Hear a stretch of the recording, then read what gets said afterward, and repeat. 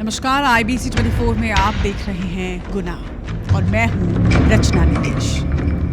Cyber ठगी की साजिश, कहां कटी सुर्पनखा की नाक और फिर एक बार कहां हुआ है प्यार के लिए कत्ल, जानेंगे आज गुनाह में।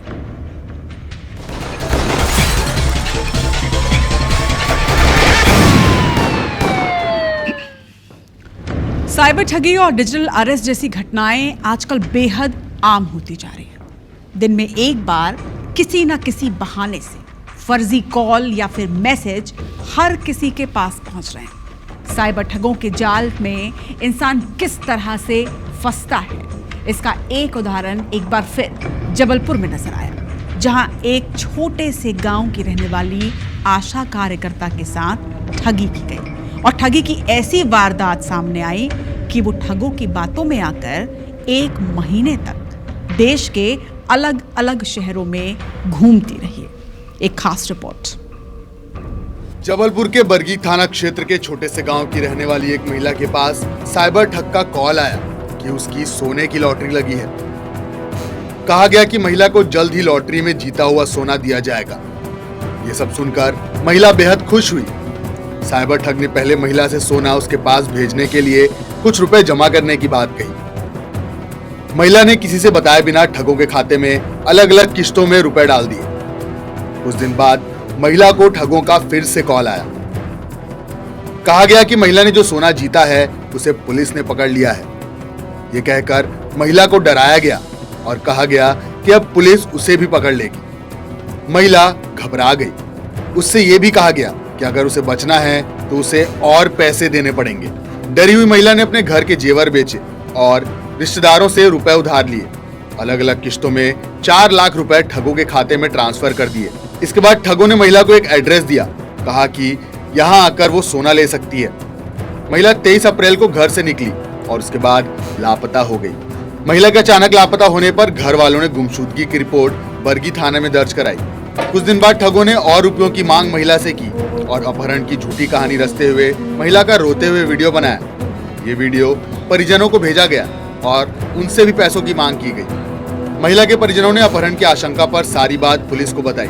इसके बाद बरगी थाना समेत कई थानों की पुलिस ने वीडियो भेजने वाले नंबरों के आधार पर देश के अलग अलग शहरों में दबिश दी, लेकिन महिला का कोई सुराग नहीं मिला।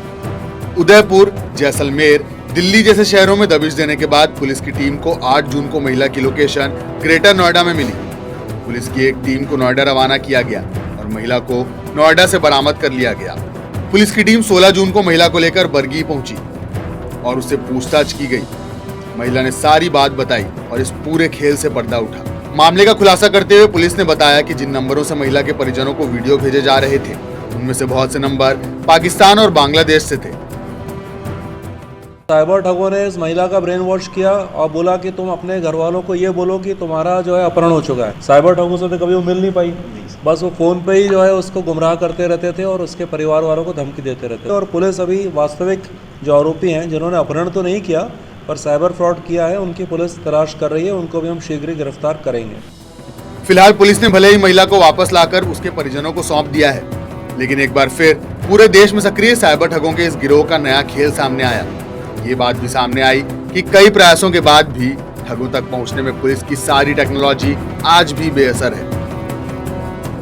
धर्म गौतम, IBC 24, जबलपुर। पति पत्नी के बीच तनाव, विवाद और फिर हत्या के मामले इन दिनों बेहद आम हैं। जगह जगह से सोनम निकलकर सामने आ रही है और ऐसे ही एक मामले में पति ने पत्नी को प्रेमी के साथ रंगे हाथों पकड़ लिया और फिर पति ने पत्नी का जो हश्र किया, उससे इस बार पत्नी समाज में डर है। देखिए घटना पर आधारित हमारी ये रिपोर्ट।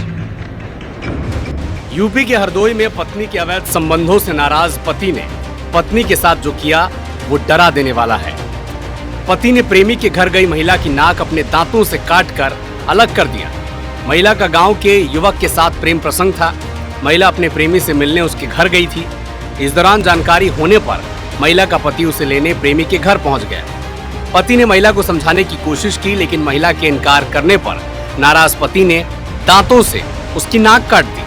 घटना के बाद महिला का प्रेमी महिला की कटी हुई नाक डिब्बी में लेकर थाने पहुंचा, पूरे मामले की शिकायत की। पुलिस ने केस दर्ज कर महिला के पति को गिरफ्तार कर लिया है। साथ ही महिला को इलाज के लिए लखनऊ मेडिकल कॉलेज भेजा गया है। घटना में पीड़ित महिला का कहना है कि उसके ससुराल वाले परेशान उसे करते थे, जिनसे बचने के लिए वो अपने कथित प्रेमी सुशील के घर गई थी। मेरे सास ससुर ने और मेरे घर वाले ने मुझे मारने की धमकी दी, इसीलिए हम बचने के लिए मैंने मौका पाते ही हम सुशील के घर पे आ गई। वो मुझे बचा ही रहा था कि मतलब पुलिस आ जाए, इसके बाद में तुम ले जाना, यहाँ से मैं भेज दूंगी। और उसने मतलब मौका पाते ही मेरी मुंह में नाक ही अपनी दबा ली। पति के द्वारा अपनी पत्नी के साथ मारपीट की घटना घटित की गई, जिसमें पत्नी की नाक पर चोट आई है। मामले में सुसंगत धाराओं में अभियोग पंजीकृत किया गया है। घायल को उपचार हेतु जिला अस्पताल भेजा गया, जहां से उचित उपचार के लिए लखनऊ रेफर किया गया है। अभियुक्त को गिरफ्तार कर वैधानिक कार्रवाई इसमें की जाएगी। मामला जिले के देवरिया प्रसिद्ध नगर का है। यहाँ के रहने वाले राम खिलावन की पत्नी पूजा देवी का गांव के रहने वाले सुशील कुमार के साथ पिछले 10 महीने से प्रेम प्रसंग चल रहा था। बताया जा रहा है कि पत्नी के अवैध संबंधों से नाराज पति उसके प्रेमी सुशील कुमार से बातचीत करने के लिए मना करता था। पति के टोकने से नाराज पत्नी बुधवार सुबह गांव में अपने प्रेमी से मिलने उसके घर पहुंच गई। कुछ देर बाद जब पति को पता चला तो वो पीछे से पहुंच गया। पति ने महिला को काफी समझाने की कोशिश की और घर चलने के लिए भी कहा, लेकिन महिला ने वापस लौटने से मना कर दिया। महिला के इनकार करने पर नाराज पति ने सबके सामने अपने ही दांतों से महिला की नाक काट दी। पुलिस ने महिला की शिकायत पर केस दर्ज कर आरोपी पति को गिरफ्तार किया है। एक तरफ जहां पत्नियां अपने प्रेमी के लिए पतियों की हत्या कर रही हैं, तो इस बार पत्नी को प्रेमी के साथ पकड़ने पर पति ने उसका जो हाल किया है वो डराने वाला है। Bureau report, IBC 24। हम आजकल ऐसे कई मामले देख रहे हैं जहां प्यार के लिए, प्रेमी के लिए युवतियां या फिर महिलाएं सारी हदों को पार कर रही है। कोई अपने पति की हत्या करवा दे रहा है तो कोई शादी के बाद फरार हो रही है। अब आगे हम आपको जो स्टोरी दिखाने जा रहे हैं उसमें भी प्यार के लिए कत्ल किया गया, लेकिन प्यार के मुकम्मल होने के बाद, और जिसका कत्ल किया गया वो वही शख्स था जो इनके प्यार में रोड़ा बना हुआ था। देखिए खौफनाक स्टोरी। प्यार पागलपन से भरा होता है। इश्क में लोग सारी हदें पार कर जाते हैं। एक समय था जब लोग प्यार में जान देते थे, लेकिन अब एक ये समय है जब लोग प्यार के लिए जान लेने पर उतारू हैं। रीवा में प्रेमी के प्यार में पागल एक नाबालिग प्रेमिका ने शादी हो जाने के चंद दिनों बाद ही प्यार में रोड़ा बनी उस नानी को ही मौत के घाट उतार दिया, जिसने उसे बचपन से पाल पोस कर बड़ा किया था। हैरानी की बात तो यह है कि नातिन ने प्रेमी के साथ मिलकर नानी गायत्री देवी पांडे की बेरहमी से हत्या की। पहले तो नातिन नानी को सुनसान जगह पर लेकर गई, जिसके बाद वहां पहले से मौजूद प्रेमी के साथ मिलकर उसने नानी के मुंह को कपड़े से बांधा। इसके बाद चाकू से उसके पेट पर एक के बाद एक 7 वार किए। हत्या कर लाश को 100 मीटर दूर घसीटकर एक नाले में ठिकाने लगा दिया। इस मर्डर मिस्ट्री का खुलासा मृतक महिला की नाबालिग नातिन की लव स्टोरी से हुआ है। नातिन का गांव के ही लड़के से अफेयर था और नानी न सिर्फ दोनों के प्यार में रोड़ा बनी, बल्कि नातिन का रिश्ता दूसरी जगह तय कर उसकी शादी करवा दी थी। घटना रीवा जिले के तराई अंचल में स्थित अतरेला थाना क्षेत्र के कोनी गांव की है। यहां 18 जून की दोपहर गांव के ही एक नाले में 60 वर्षीय बुजुर्ग महिला की लाश मिलती है। सूचना मिलते ही अतरेला थाने की पुलिस भी मौके पर पहुंचती है, जहां पुलिस को महिला के शरीर पर धारदार हथियार से चोट के निशान मिले। मौके पर लाश को घसीटने के निशान के साथ साथ खून के छींटे भी पड़े मिले। घटनास्थल की परिस्थितियां चीख चीख कर हत्या की ओर इशारा कर रही थी, जिसे पुलिस ने गंभीरता से लेते हुए जांच शुरू किया। जांच में मर्डर मिस्ट्री के साथ साथ उलझा देने वाली लव स्टोरी का भी खुलासा हुआ और यही लव स्टोरी बुजुर्ग महिला के खौफनाक कत्ल की वजह बनी। उस नानी की गलती सिर्फ इतनी ही थी कि उसने नाबालिग की शादी कहीं और करवा दी और बस इसी बात का बदला नातिन ने लिया और दूसरी जगह शादी हो जाने के बाद बदला लेने के लिए अपने प्रेमी के साथ मिलकर नानी को मौत के घाट उतार दिया। ज्ञात हुआ कि जो मृतिका है उसकी पोती का किसी गांव के ही लड़के से प्रेम प्रसंग था, जो मृतिका को मंजूर नहीं था। इस बात को लेकर लड़के के पिता और मृतिका बच्चों के साथ मारपीट किए थे। उन प्रेमी और प्रेमिका के साथ, जिससे क्षुब्ध होकर के इनने उसकी हत्या कर दी। फिलहाल इस प्रेम कहानी में हुए ब्लाइंड मर्डर के वारदात का खुलासा हो चुका है और आरोपी प्रेमी और प्रेमिका को गिरफ्तार कर वारदात में उपयोग किया गया चाकू सहित खून से सने कपड़े भी बरामद कर लिए गए हैं। Bureau report IBC 24। जबलपुर से गुजरने वाला नागपुर रीवा नेशनल हाईवे, शायद आप भी कभी इस रास्ते पर गए होंगे, मगर ये रास्ता, ये नेशनल हाईवे कुछ दिनों से अपराधों का हाईवे बन चुका है। ताजा मामला बुधवार की देर रात खेतौला थाना क्षेत्र के नेशनल हाईवे 30 का है। उत्तर प्रदेश के एक बीजेपी नेता को हथियारबंद 4 से 5 लुटेरों ने इसी हाईवे में अपना शिकार बनाया। परिवार के साथ भाजपा नेता उज्जैन जा रहे थे। सोने की चैन लेकर आरोपी यहां से फरार हो गए हैं। लुटेरों ने भाजपा नेता और उनके परिवार पर हमला भी किया, जिसमें सभी को चोटें आई हैं। इस पूरे मामले की शिकायत पहले चंदौली के भाजपा नेता सुजीत सिंह ने पुलिस पर सहयोग नहीं करने का आरोप भी लगाया।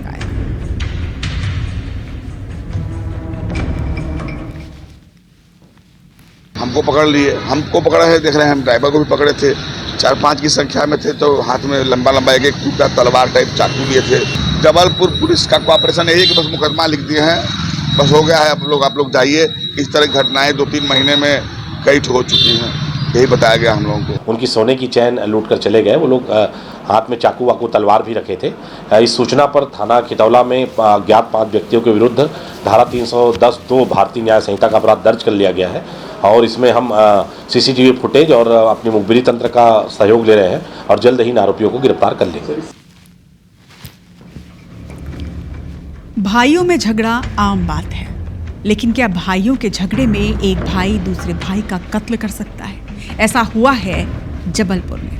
जबलपुर के सिविल लाइन थाना क्षेत्र में 2 सगे भाइयों का किसी बात को लेकर विवाद हुआ। विवाद के दौरान बड़े भाई के हाथों चाकू लगने से छोटे भाई की मौत हो गई। परिजन विवाद की बात को छुपाने के लिए शव को लेकर घर भी चले गए। वहीं विवाद की सूचना के बाद मौके पर पुलिस भी पहुंची। मृतक के शव को पोस्टमार्टम के लिए भिजवाया गया। परिजनों के बयान लिए गए और जांच शुरू की गई और फिर जानकारी सामने आई कि दोनों भाई सब्जी बेचने का काम करते थे। बुधवार की रात भी दोनों के बीच किसी बात को लेकर विवाद हुआ, जिसके बाद बड़े भाई सुरजीत कुचबंदिया के हाथ में रखा चाकू छोटे भाई सौरभ को लगा। परिजन घायल सौरभ को अस्पताल ले गए, मगर डॉक्टरों ने उसे मृत घोषित कर दिया। पुलिस ने परिजनों से पूछताछ की तो परिजन बात को छुपाने लगे, जिसके बाद पुलिस ने शव को पोस्टमार्टम के लिए भेजा। रिपोर्ट सामने आई और अब मामले में कई परतें खुल रही हैं।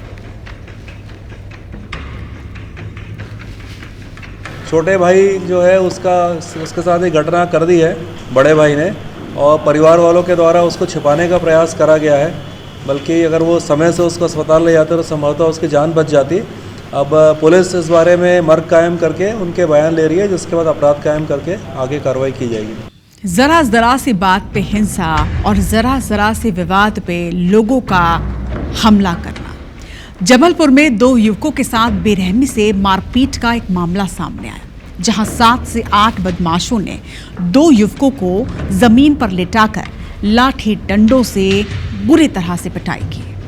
घटना जिले के बगराजी इलाके की है, जहां रोहित यादव और राहुल बर्मन नाम के 2 युवक बस स्टैंड के पास एक दुकान में पान खा रहे थे। इसी दौरान मझौर गांव के रहने वाले 7 से 8 बदमाशों ने दोनों युवकों को घेर लिया और एक पुराने विवाद की बात पर लाठी डंडों से पीटना शुरू कर दिया। पीड़ितों ने जबलपुर पहुंचकर पुलिस अधिकारियों से कार्रवाई की गुहार लगाई है। अब देखना होगा कि बदमाशों के इस गुनाह पर पुलिस आखिर कब तक कार्रवाई करती है। कहना है कि कुछ मझौर गांव के लड़के आए और ये पान खा रहे थे। इन पे लगातार लाठियों से इनको पीटने लगे और इनको काफ़ी चोटें आई है। ये इलाज कराने के लिए भी हॉस्पिटल गए हुए हैं। एक शिकायत आवेदन पत्र इन्हें दिया है। पूरे दस्तावेज प्राप्त करेंगे और इनका कहना है कि हाथ में फ्रैक्चर है, तो संबंधित धाराओं में भारतीय न्याय संहिता के तहत इसमें अपराध दर्ज करेंगे और इन सभी के विरुद्ध कड़ी वैधानिक कार्रवाई सुनिश्चित करेंगे। इंदौर के चर्चित राजा मर्डर केस की तफ्तीश जारी है। क्राइम ब्रांच की टीम ने आज आरोपी सोनम के भाई गोविंद रघुवंशी को पूछताछ के लिए तलब भी किया। इस दौरान शिलोंग पुलिस की टीम भी क्राइम ब्रांच ऑफिस में मौजूद रही। करीब 45 मिनट तक ये पूछताछ चली। गोविंद अपने साथ अपने ऑफिस के 3 और कर्मचारियों को लेकर पहुंचा था। 2 युवतियां भी उसके साथ पुलिस थाने आई थी और इनसे भी शिलोंग पुलिस ने अलग से पूछताछ की है। जानकारी के मुताबिक दोनों युवतियां सोनम के ऑफिस में ही काम करती थीं और संभवतः घटना से जुड़े कुछ अहम तथ्य जानती हैं। आपको बता दें कि एक दिन पहले ही शिलोंग पुलिस ने गोविंद के ऑफिस और गोदाम पर पहुंचकर जांच भी की है। इसके बाद गुरुवार को क्राइम ब्रांच ने पूछताछ का सिलसिला आगे बढ़ाया।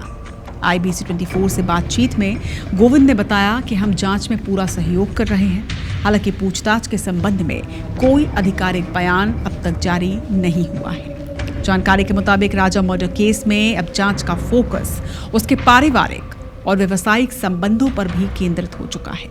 इस केस की जांच में कई और परतें खुल सकती हैं। मेरे से अभी कोई बात नहीं हो पा रही है। नहीं, अभी पूछताछ वैसे ही नहीं की जा रही है। अभी ये सभी लोगों से पूछताछ, जो भी इनसे रिलेटिव थे वो उन्हीं से पूछताछ करी जा रही है। अब मुझे आइडिया नहीं, जो भी इनके टच में थे, जितने भी लोग हैं, जो भी है, मतलब एक एक करके कर रहे हैं। अब मुझे इन चीज़ों का आइडिया नहीं। जांच में कई परतें खुलेंगी क्योंकि जांच जैसे जैसे आगे बढ़ रही है, नए नए खुलासे सामने आ रहे हैं। तफ्तीश में यह भी पता चला है कि वारदात के बाद सोनम इंदौर के देवास नाका स्थित अपने फ्लैट से बुर्का पहनकर गाजीपुर गई। शिलोंग पुलिस की जांच में यह अहम जानकारी सामने आई कि सोनम कार से गाजीपुर पहुंची थी, जिसकी ड्राइविंग पीयूष नाम का एक शख्स कर रहा था और उसके साथ उसका एक और साथी भी था। शिलोंग पुलिस ने इंदौर पहुंचकर ड्राइवर पीयूष से करीब 1 घंटे पूछताछ की। ड्राइवर ने बताया कि पूरे रास्ते वो चुपचाप बैठी रही, कुछ भी नहीं खाया। सोनम ने कई बार गाड़ी रुकवाई और कार से उतरकर मोबाइल पर किसी से बातचीत की। पुलिस ये जानने की कोशिश कर रही है कि सफर के दौरान सोनम ने किन किन लोगों से बात की और गाजीपुर में आखिर वो किसके कांटेक्ट में थी। शिलोंग पुलिस को शक है कि सोनम को भगाने और छिपाने में कुछ स्थानीय लोगों की भी संलिप्तता हो सकती है।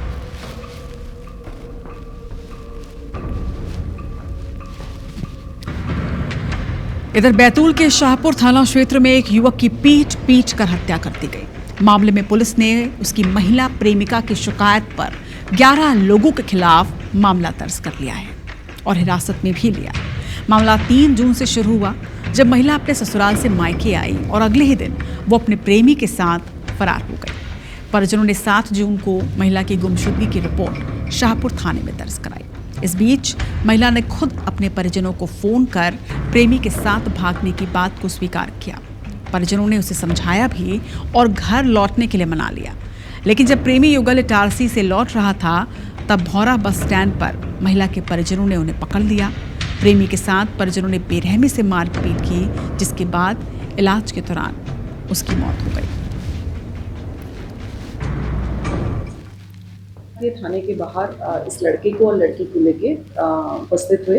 तत्काल पुलिस ने लड़की की हालत देख के इसको अस्पताल में भर्ती कराया, जहां इलाज के दौरान उसकी मौत हो गई और जो लड़की है उसकी रिपोर्ट पर प्राप्त पंजीपत्र विवेचना में हुआ। सीहोर के अहमदपुर थाना क्षेत्र में एक छात्रा के साथ रेप हुआ है। मामले में पुलिस ने 3 लोगों के खिलाफ केस दर्ज किया। आरोपी आरिफ, शोएब खान और जुबैर खान के खिलाफ FIR दर्ज की गई। पीड़िता ने गैंगरेप और धर्म परिवर्तन कराने के मामले में थाने में शिकायत की। पीड़िता का कहना है कि 2022 में उसकी दोस्ती जुबैर से हुई थी। दोस्ती के कुछ दिन बाद ही पीड़िता ने आरोपी से बात करना बंद कर दिया, मगर आरोपी उसे धमकाने लगा, पीड़िता पर धर्म परिवर्तन का दबाव बनाने लगा, जिसके बाद आरोपी के बड़े भाई ने भी पीड़िता से दुष्कर्म की घटना को अंजाम दिया। और इतना ही नहीं, एक मस्जिद के हाफिज ने पीड़िता पर धर्म परिवर्तन का दबाव बनाया। अब इस पूरे मामले में FIR के बाद जांच शुरू की गई है।